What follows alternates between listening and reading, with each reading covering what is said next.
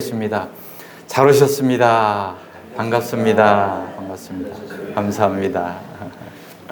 감사합니다. 오늘은 그의 은혜의 풍성함을 따라라는 제목으로 이 시간 한 해 함께 은혜를 나누길 원합니다. 하나님께서는 창세전에 저와 여러분을 택하셨습니다. 그리고 예정하시고 하나님의 아들을 만드시기로 우주 만사 만물을 통하여 작정해 내셨습니다.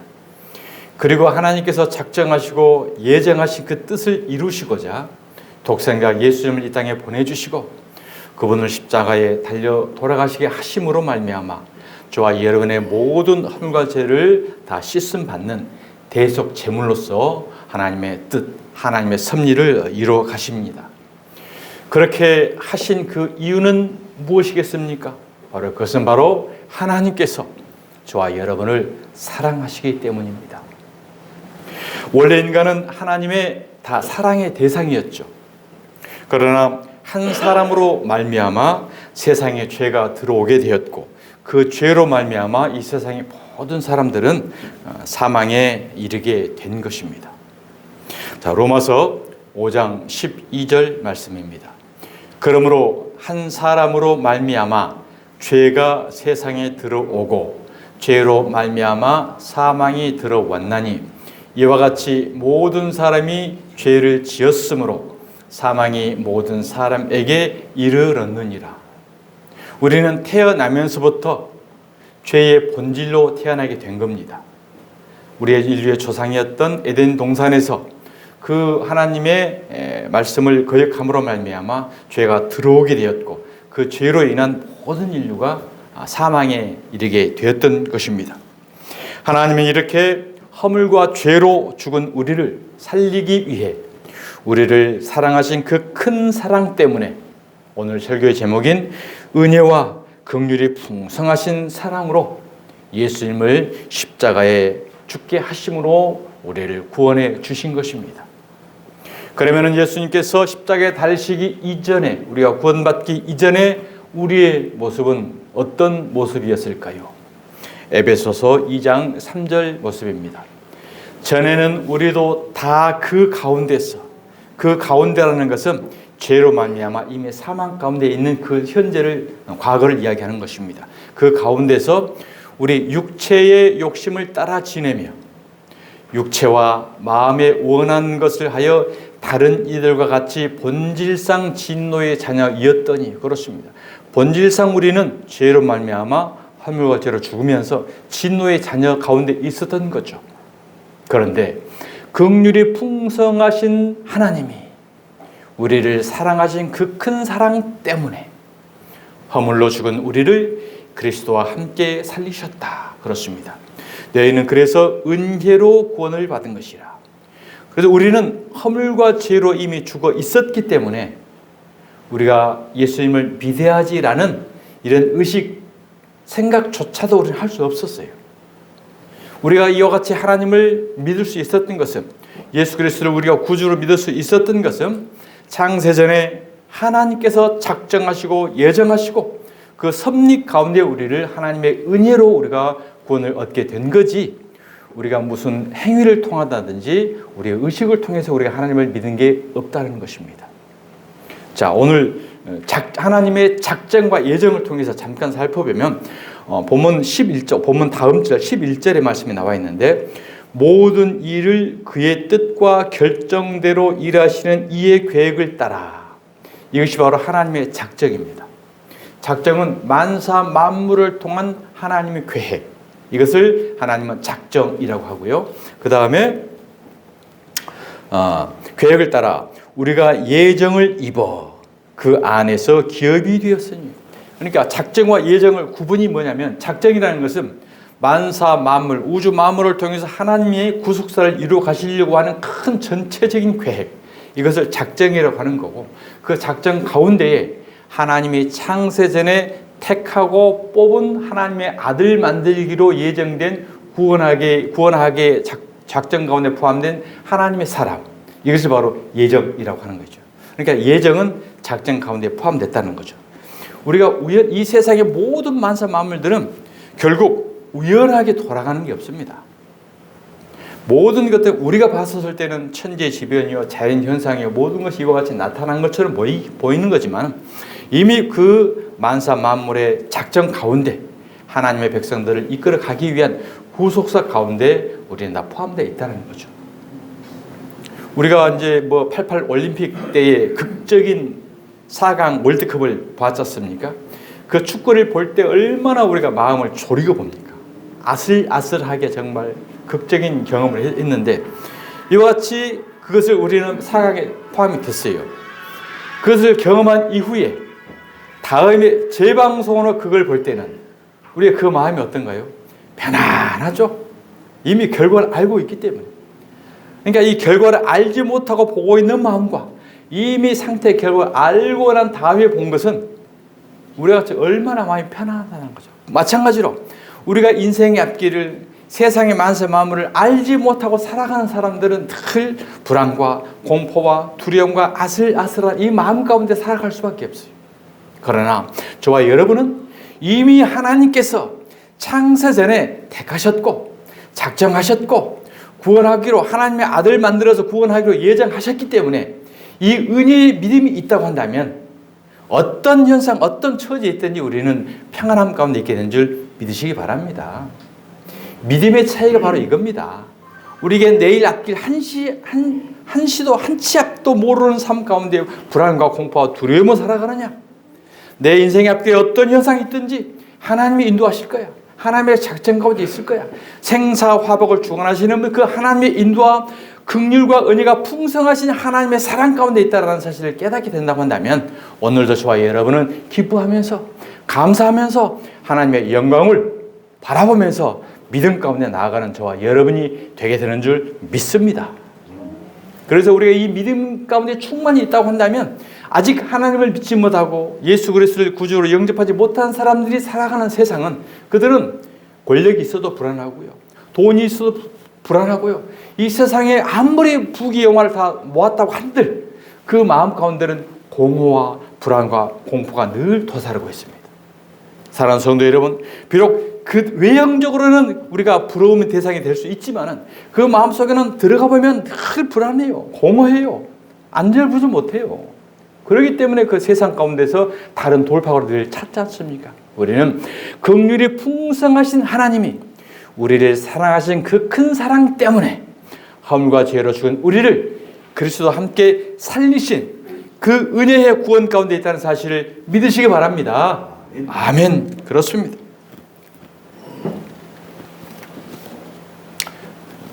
자, 우리를 그리스도와 함께 살리셨다. 하나님은 사랑은 긍휼과 은혜가 풍성하신 그 사랑은 결코 끊어질 수 없는 사랑입니다. 이 세상의 모든 사람 관계, 인과관계, 어떤 관계이든지 우리는 상황에 따라 변하죠. 사람 관계도 변하고요. 사랑도 변하고요. 부모 자식 관계도 때로는 변할 수가 있습니다. 그러나 하나님의 사랑만큼은 결코 변하지 않고 그 사랑은 끊어지지 않는다는 것입니다. 그래서 어떤 피조물이라도 그리스도 안에 있는 하나님의 사랑에서 끊을 수 없다라고 성경은 우리에게 분명히 말씀을 합니다. 로마서 8장 38절입니다. 시작. 내가 확신하노니 사망이나 생명이나 천사들이나 권세자들이나 현재 일이나 장래 일이나 능력이나 높음이나 깊음이나 다른 어떤 피조물이라도 우리를 우리 주 그리스도 예수 안에 있는 하나님의 사랑에서 끊을 수 없느니라. 아멘. 어떤 피조물이라도 악한 원수 사단마귀 어둠의 세력이라도 결코 우리를 방해할 수는 있지만 하나님의 긍휼과 은혜가 풍성하신 하나님의 사랑에서 결코 끊을 수 없다는 사실을 확신하고 믿으시기 바랍니다. 이 내용은 우리가 다 알죠. 성경을 봤고 들었기 때문에 다 알고 있어요. 그런데 우리가 실질적으로 신앙생활을 하면서 살아가는 현실에서는 우리 현실은 어떤가요? 우리가 신앙생활을 하면서 때로는 절망 가운데 있을 수가 있고 좌절하기도 하고 낭만 가운데 빠지기도 합니다. 그러면서 우리가 신앙생활을 하다가도 우리 자신도 모르는 예기치 않는 세속의 죄악에 물들어갈 때가 있잖아요. 그럴 때면 진짜 하나님 이런 나도 하나님의 사랑에서 끊어지지 않고 구원하실까라는 이런 생각이 들죠? 저만 듭니까? 여러분은 신실하시니까. 그렇습니다. 이와 같이 우리는 연약하기 때문에 늘 순간순간 그런 두려움, 그런 의심, 근심이 늘 들 때가 있다는 사실이죠. 그래서 우리는 이와 같은 것을, 그러나 하나님은 결코 우리를 버리지 아니하시고 떠나지 않겠다라고 성경을 통해서 우리가 약속을 해 주셨습니다. 히브리서 13장 5절 말씀입니다. 자, 히브리서 13장 5절. 내가 결코 너를 버리지 아니하고 너를 떠나지 아니하리라 하셨으니. 그렇습니다. 하나님께서는 돈을 사랑하지 말고 있는 바를 족한 줄 알라. 그가 친히 말씀하시기를 내가 결코 너희를 버리지 아니하고 너희를 떠나지 아니하리라 하셨느니라. 그렇습니다. 늘 우리가 불안하기 때문에 돈도 의지하게 되고요, 명예도 의지하게 되고요, 권력도 의지하게 되고요, 늘 하셨습니다. 그러나 하나님의 은혜와 사랑, 이것은 결코 떠나지 않는다는 거예요. 피조물도 우리가 끊을 수 없고, 이 은혜, 이 믿음, 사랑, 확신을 우리가 단단히 갖고 있으면 우리는 담대하게 은혜와 기쁨으로 나아가야 될 줄 믿습니다. 우리는 물론 하나님을 경외해야 합니다. 경외라는 것은 공경하고 두려워한다는 뜻입니다. 이 두려움이란 하나님만이 절대자이시며 나는 그분의 피조물이라는 차원에서 이제 공경의 두려움인 것입니다. 하나님께서 나의 이런 모습을 보시고 실망하셔서 나를 버릴지도 모른다는 그런 두려움은 우리가 하나님의 은혜와 풍성하심을 아직 모르는 단계에 있는 것입니다.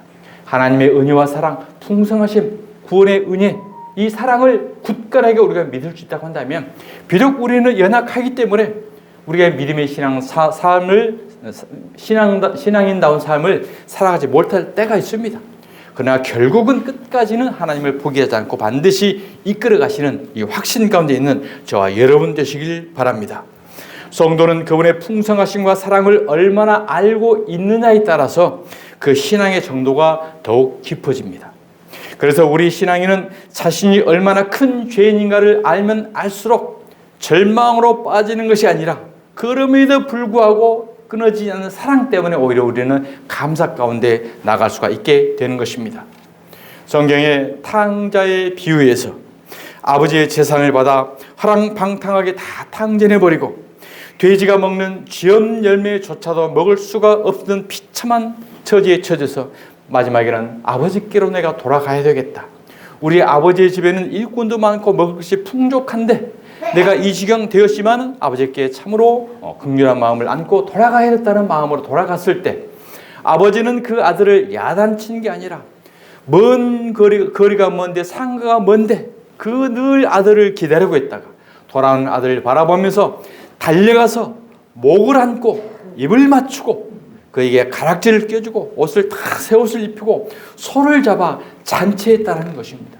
이것이 무엇입니까? 저와 여러분이 탕자처럼 이 세상 살아간다고 할지라도 비록 결국 우리 하나님은 끝까지 우리를 포기하지 아니하시고 기다리고 지키시는 하나님의 은혜인 줄 믿습니다.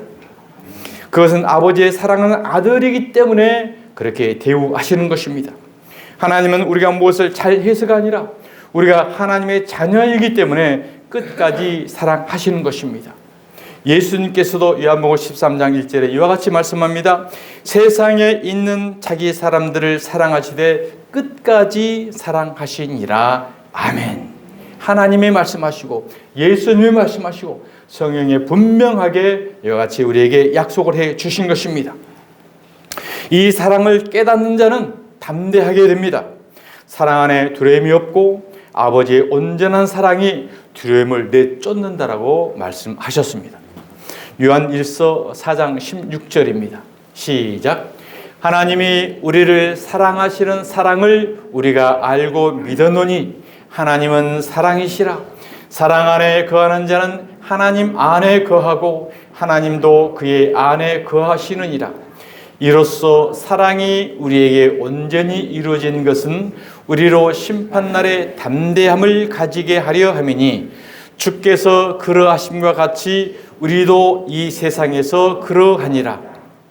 사랑 안에 두려움이 없고 온전한 사랑이 두려움을 내쫓나니 두려움에는 형벌이 있음이라. 두려워하는 자는 사랑 안에서 온전히 이루지 못하였느니라. 아멘. 그렇습니다.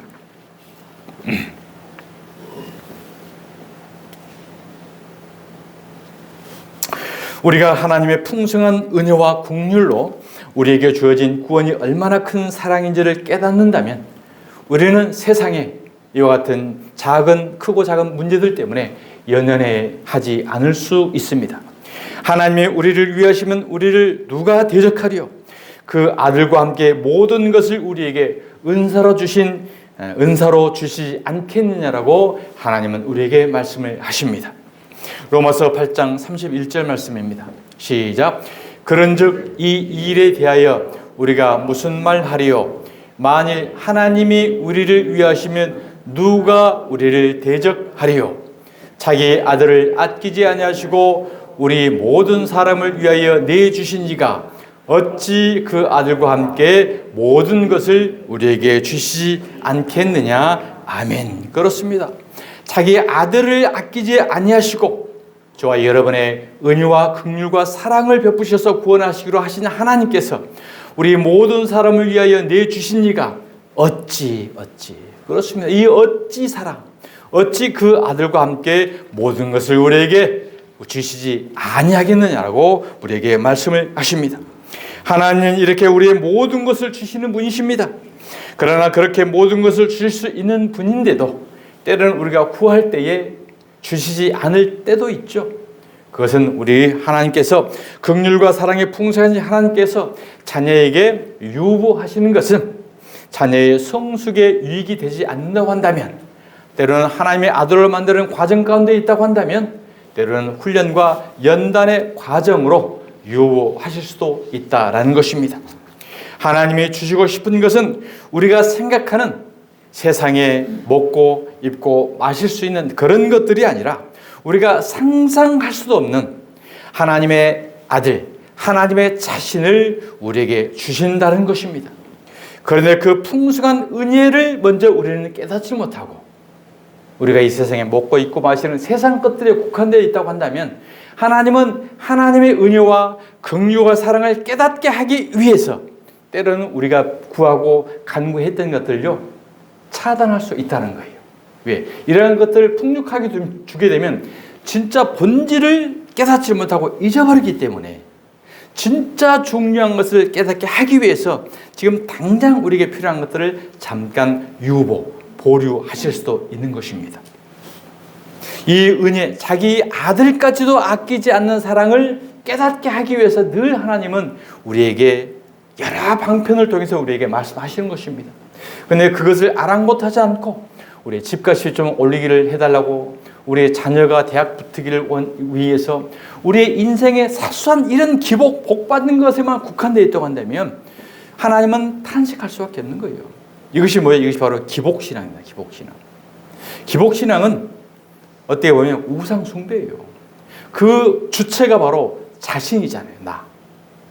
우리는 하나님을 영화롭게 하고 그분을 찬송하기 위한 존재인데, 하나님을 본질이 나를 위해 하나님을 도구로 쓴다라고 한다면 근본이 내가 주체가 되어버리기 때문에 바로 이것이 바로 성경은 우상숭배의 개념이다 라고 말하는 거죠. 자, 우리 민족은 모두가 다 우상숭배적 신앙을, 무속신앙에 뿌리를 두고 있죠. 어렸을 때 조상제부터. 그래서 장독 때 이제 물 떠놓고 비는 경우도 있었고, 저희 고향에서는 이제 그 당산이라고 그랬는데 그 산에 가면 큰 나무가 있었어요. 어마어마한 나무가 있는데 그 나무 앞에 이제 한 번씩 놀러 가면은 상이 차려져 있고 떡도 있고 식혜도 있고 막 그래요. 그럼 좋다고 우리 막 먹고 그랬죠, 먹고. 그리고 나무 가운데 이렇게 홈이 파진 데가 있어요. 그 안에 보면 초가 켜져 있고.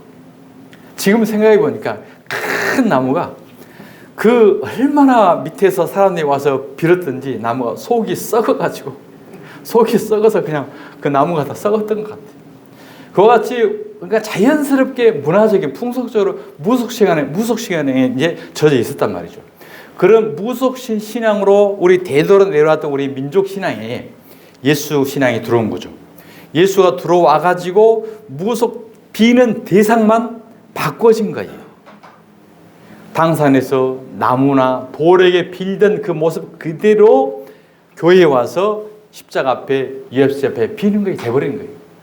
이게 이제 하나님으로 나오게 할 수 있는 방편은 됐지만 그게 신앙으로 굳어져 버리면은 바로 이 신앙이 어떤 신앙이로 무속 신앙이 돼버린다는 거예요. 우상숭배적 신앙. 어쩌면 오늘 이 시대에 많은 우리의 신앙들이 여기에 지금 빠져 있습니다. 무속, 기복주의, 신비, 여기에 지금 아직 헤어나지 못하고 있는 거예요. 그것이 바로 이스라엘 백성들이 애굽에서 바로의 밑에서 400년 동안 종살이했던 애굽 신앙이라 애굽 신앙. 거기서 우리는 출애굽을 해야 돼요. 출애굽을 해서 홍해를 건너서 애굽을 이제 잊어버리고 광야에 나와서 광야에서는 하늘에서 내려온 만나를 먹고 바위에서 솟아나온 물을 먹고 바위가 예수님입니다. 예수 그리스도의 복음의 진리의 말씀을 먹고 우리는 거듭나야 되는 거예요. 새로운 사람으로. 그리고 나서 요단강을 건너서 가나안을 가는 여정. 이것이 바로 우리의 신앙생활 여정입니다. 그러니까 우리가 하나님의 백성인데도 여전히 우리의 인생의 문제, 먹고 마시는 문제, 육신에 여기에 매여 있다고 한다면 아직도 애굽신앙에 그 1차적인 애굽신앙이 있는 거예요. 여기서 나와서 이제 하나님의 말씀으로 훈련받고 말씀을 깨닫고 신앙생활을 제대로 하고 교육받고 이것이 바로 이제 광야신앙이에요. 광야신앙에서 내가 죽으면 죽으리라 요단강을 건너는 신앙까지 가야 우리는 가나안 신앙 천국에 이를 수 있다는 거예요. 자, 애굽에서 가나안까지 갈 때 두 강이 있죠. 두 강이. 홍해와 요단강입니다. 홍해는 하나님이 갈라놓고 가라고 그랬어요. 여기는 누구나 갈 수 있습니다. 하나님의 모세를 통해서 지팡이로 홍해를 딱 갈라놨어요. 갈라놓고 보이잖아요. 보이면 들어갈 수 있죠. 그런데 요단강은요. 가르지 않고 들어가라고 그런 거예요. 제사장을 앞세워서 법궤를 메고 물이 철철 흘러넘치는 요단강에 발을 딛고 처벅 가슴까지 차도록 들어갑니다. 그건 바로 죽는 일이죠. 그러한 때에 하나님은 요단강이 갈라지게 해서 요단강 가나안까지 가겠다는 사실이죠. 무엇입니까? 바로 하나님이 저와 여러분이 함께하고 절대 이 사랑에서 끊을 수 없고 은혜와 긍휼과 사랑 이 믿음이 굳건하게 있어. 그렇기 때문에 이 세상의 어떤 현상들이 나를 죽음에 이른다고 할지라도 나는 두려우지 않을 거예요. 결코 이 믿음의 신앙으로 한 발짝 나아가게 되면 바로 요단강이 갈라지는 믿음의 역사가 있다는 것을 우리에게 보여주는 것입니다. 10계명 제2계명에 보면 너를 위하여 새긴 우상을 만들지 말고라고 말합니다. 우상에 대해서 하나님께서 정의를 해주죠. 그러니까 우상의 정의가 뭐예요? 너를 위하여. 그러니까 우리의 신앙생활도 모든 것들에 너를 위하여라는 존재가 앞서게 된다고 한다면 열심히 하나님을 섬기고 열심히 충성 봉사하고 헌금하고 어떤 행위를 한다고 할지 이게 바로 우상 숭배적 신앙이 된다는 거예요. 너를 위하여는 이기적 신앙과 자기적 중심을 경계하는 말씀입니다. 사람의 필요나 욕망을 충족시키기 위해 하나님을 형상화하고 자기 마음대로 섬기려는 그러한 태도. 이것이 바로 너를 위하여 그러한 태도입니다. 하나님은 우리가 그분을 조작하거나 도구화하려는 것을 거부하십니다. 그래서 내게 복 주시는 하나님, 내 성공을 도와주시는 하나님 이처럼 상상하며 섬긴다고 한다면 그 자체가 우상이 될 수 있다는 것입니다. 그 다음에 새긴 우상을 만들지 말라. 새긴 우상을 만들지 말라는 것은 하나님을 눈에 보이는 존재로 제한하지 말라는 것입니다. 하나님은 형상이 없으시고 무한하십니다. 인간의 개념이나 상상으로 완전히 표현될 수 없는 분이신 것입니다. 그렇기 때문에 새긴 우상은 인간의 제한된 상상력으로 하나님을 가두는 것이며 이는 곧 그분을 축소시키는 일이 되는 것입니다. 그래서 우상이라는 단순히 나무나 조각, 돌 이런 형상이 아니라 하나님 자리에 놓여 있는 것. 이것이 바로 너를 위하여 이것이 우상 숭배가 된다는 거예요. 사람이 그 자리에 앉아있다라든지. 그래서 이단들은 대부분 교주들 그 자리에 올라가잖아요. 그래서 우상 숭배가 되는 거고 그 사람뿐만이 아니라 현대에는 명예라든지 돈이라든지 성공이라든지 인간관계 심지어 감정과 욕망도 우상 숭배가 될 수 있습니다. 내 존재감을 나타내기 위해서 내 욕망과 내 욕심을 나타내기 위한 자부심을 나타내기 위한 신앙생활이 한다면 그 자체도 우상 숭배적 신앙생활이 될 수 있는 거예요. 뭐 교회를 세우고 충성 봉사를 하고 제 존재감을 막 드러내기 위해 나다. 그러면 하나님 자리에 자기를 올리는 거예요. 그러니까 우상숭배라는 것이 미묘합니다. 열심히 해도 내가 하나님보다 앞선다라든지 하나님 자리에 올려지는 거 있다고 한다면 이것은 굉장히 우리는 두렵고 떨림으로 돌아봐야 되는 것입니다. 하나님보다 돈이 내 삶을 지배한다 그러면 돈이 우상이 되는 거고요. 하나님보다 내 감정이 중요하다라고 생각한다면 내 감정이 우상이 될 수가 있는 것입니다. 사랑하는 주편의 성도 여러분, 성도는 이제 우리가 어떠한 삶을 살아가야, 어떻게 살아가야 하나님이 기뻐하시고 하나님의 뜻이 될 수 있을까요? 자, 데살로니가전서 5장 16절을 보겠습니다. 시작. 항상 기뻐하라. 쉬지 말고 기도하라. 범사에 감사하라. 이것이 그리스도 예수 안에서 너희를 향한 하나님의 뜻이니라. 아멘. 하나님의 뜻이니라. 이 말씀이야 우리가 익히 알죠. 왜 모르겠습니까? 그러나 여러분, 우리가 항상 기뻐하라. 항상 기뻐할 수 있는 환경과 요소들이 우리 삶에 되게 있나요? 없잖아요. 그러면 어떻게 우리가 항상 기뻐할 수 없는 현실이 있는데 어떻게 우리가 하나님을 항상 기뻐할 수만 있다는 얘기인가? 이 말씀은 주 안에서 항상 기뻐하라는 것은 내 형편과 처지를 바라보라는 것이 아니라 그의 은혜의 풍성함으로 모든 것을 주실 수 있는 하나님을 바라보라는 말씀입니다. 우리 처지, 우리 형편, 우리 여건들만 바라보면 항상 기뻐할 수 있죠. 그럼에도 불구하고 은혜와 긍휼과 사랑의 풍성하신 모든 것을 주실 수 있는 그 하나님께로 우리의 시선을 향하고 그분을 바라보는 것이 바로 우리가 항상 기뻐할 수 있다라는 그런 말씀이 되는 것입니다. 쉬지 말고 기도하라. 항상 무릎 꿇고 있으라는 그런 뜻이 아니라 하나님과 끊임없이 대화를 하라는 것입니다. 직장에서든 운전 중이든 가정이든 어떤 형편 어떤 처지에 있든지 우리의 마음이 하나님께로 향하고 있다고 한다면 그 자체가 쉬지 말고 우리는 기도하는 것이 되는 것입니다. 기도라는 자체가 바로 이제 하나님과 커뮤니케이션, 소통, 대화인 거기 때문에 늘 그분과 함께 대화하고 있다는 마음으로 살아간다. 이것이 바로 우리가 쉬지 말고 기도한다는 것입니다. 범사에 감사하라. 범사란 좋은 일뿐만이 아니라 이해되지 않는 일, 고난까지도 포함이 됩니다. 지금은 이해할 수 없어도 하나님은 선하시고 나를 위해 일하신다는 우리의 믿음의 고백이 되는 것입니다. 감사는 나의 현실의 문제에서 시선을 하나님으로 옮기는 믿음의 행동입니다. 항상 기뻐하고 쉬지 말고 기도하고 범사에 감사하는 것, 이것이 하나님의 뜻입니다. 이 세 가지는 세상과 다른 그리스도인의 바로 정체성이기도 합니다. 세상에서는 흉내낼 수 없는 현실인 것입니다. 구약시대에는 1년에 한 번 대제사장만이 지성소에 들어가서 백성들의 죄를 하나님 앞에 고하고 죄사함을 받는 그런 의식을 행했습니다. 그런데 지금은 이제는 우리 몸 자체가 지성소가 되었습니다. 그래서 우리는 성전이 되어버린 것입니다. 고린도전서 3장 16절입니다. 시작. 너희는 너희가 하나님의 성전인 것과 하나님의 성령이 너희 안에 계시는 것을 알지 못하느냐. 하나님의 영, 예수님의 영이 이제는 우리 몸 안에 들어오신 거예요. 우리 몸 안에 들어왔기 때문에 우리 몸이 성전이 된 거예요. 성령의 힘을 통해 우리 돌아버린 거죠. 이것은 뭐예요? 하나님과 저와 여러분이 혼연일체 연합 한 몸이 되었다는 것을 우리에게 말씀을 합니다. 하나로 연합이 되어버린 것입니다. 그래서 하나님과 늘 함께 거하는 우리는 이제 예수 그리스도로 말미암아 항상 쉬지 않고 그분과 교통하는 자가 되어버린 것이에요. 늘 그래서 우리가 의도적으로 된 게 아니라 이미 그와 같이 쉬지 말고 기도하고 항상 기뻐하고 범사에 감사할 수 있는 존재로 우리를 만들기 위해서 하나님이 저와 여러분을 하나로 만들어봤다는 것이죠. 지금은 항상 기뻐하고 쉬지 말고 기도하고 범사에 감사하는 아직 우리 현실의 믿음이 안 된다고 할지라도 결국은 어떻게 해요?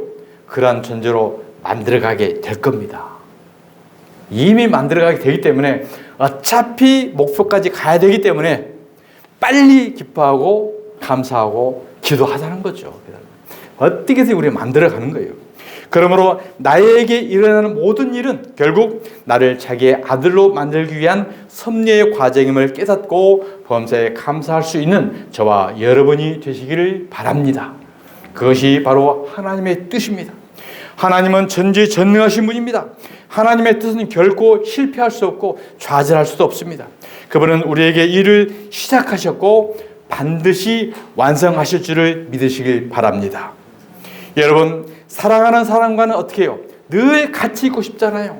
사랑하는 사람과는 함께 살고 싶으시잖아요. 마찬가지로 하나님도 사랑하시는 저와 여러분과 어떻게 해요? 함께 살고 싶으신 거예요. 우리 몸을 집 삼아서 우리 안에서 한 집에서 한 몸으로 같이 살고 싶으시는 하나님이라는 거예요. 그게 성경에 나와 있어요. 자, 데살로니가전서 5장 9절 시작. 하나님이 우리를 세우심은 노하심에 이르게 하심이 아니요 오직 우리 주 예수 그리스도로 말미암아 구원을 받게 하심이라. 예수께서 우리를 위하여 죽으사 우리로 하여금 깨어있든지 자든지 자기와 함께 살게 하려 하셨느니라. 그렇죠. 하나님의 예수 그리스도를 우리를 구원받게 하신 이유, 그 이유를 말씀하시잖아요. 그것은 바로 자기와 함께 살고 싶어서. 한 몸으로 한 성전 연합을 이루어 우리 함께 살고 싶어서 독생자의 아들을 주시고 우리가 한 집으로 살게 했다는 사실인 것입니다. 우리가 하나님의 풍성하심을 알면 알수록 우리의 감사와 기쁨은 더욱 더 커지게 됩니다. 결국은 하나님께서 우리를 늘 기뻐하고 늘 감사함을 넘치는 그런 사람으로 이루실 것을 확신합니다. 아멘. 믿습니까? 확신하십니까? 아멘. 빌립보서 1장 6절입니다. 시작. 너희 안에서 착한 일을 시작하신 이가 그리스도 예수의 날까지 이루실 줄을 우리는 확신하노라. 아멘. 그렇습니다. 하나님의 저와 여러분이 한 몸을 이뤄서 항상 기뻐하고 항상 기도하고 항상 감사하면서 하나님의 영광의 은혜 가운데 하나님의 아들로 만들어 가실 것을 확신하시기 바랍니다. 확신. 그러면 우리는 두려움이 사라지는 거예요. 근심, 걱정, 염려도 사라질 수 있는 거예요. 그래서 우리 현실에 지금 닥쳐오고 올 수 있는 근심, 걱정, 염려는 뭐예요? 이와 같은 사람으로 만들어가는 과정 속에 우리 하나하나를 잘라가는 거예요. 우리 마음과 생각과 불평과 원망과 이것을 다 쪼개고 잘라가는 거예요. 그래서 결국은 모든 것을 아버지 앞에 맡기고 하나님의 인도하심 속에 이조차도 그리 아니하실지라도 하나님의 은혜라고 고백하는 자로 만들어가게 된다는 것입니다. 사랑하는 주편의 성도 여러분, 이제 말씀을 마치겠습니다. 예수님은 약속대로 반드시 완성을 하시고 또한 성경이 약속하신 대로 반드시 우리에게 오실 것입니다. 그리고 세상을 심판하실 것이고 우리 성도는 하나님의 나라로 영광스러운 입성을 하게 될 것입니다. 예수님께서 그의 은혜의 풍성하심을 따라 그의 피로 말미암아 계속함을 받은 저와 여러분에게 오늘 이 시간을 통해서 이와 같이 말씀을 하십니다. 요한복음 11장 25절 이 예수님이 하신 말씀을 다 함께 고백하고 마음 가운데 믿게 된다고 한다면 큰 소리로 아멘으로 화답하시는 저와 여러분 되시길 바랍니다. 아멘. 시작. 예수께서 이르시되 나는 부활이요 생명이니 나를 믿는 자는 죽어도 살겠고 무릇 살아서 나를 믿는 자는 영원히 죽지 아니하리니 이것을 믿느냐? 아멘. 다시 한번 예수님께서 묻습니다. 이것을 내가 믿느냐? 아멘. 아멘. 죽어도 살고 살아서 믿는 자는 영원히 죽지 아니하리라. 이 믿음이 담대하게 저와 여러분의 심령 가운데 굳게 심어지는 저와 여러분 되시길 바랍니다. 주님은 반드시 오시고 반드시 이루십니다. 마라나타. 아멘. 주 예수여 오시옵소서. 아멘. 기도하겠습니다. 하나님 아버지 감사합니다.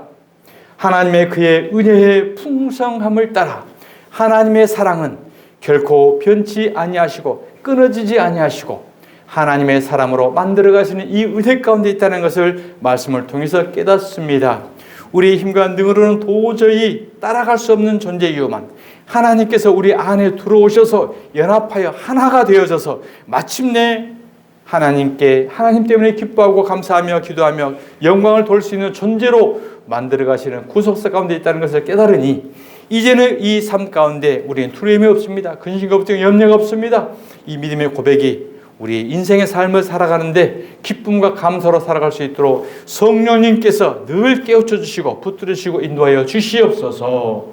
거룩하신 예수님의 이름으로 기도드리옵나이다. 아멘.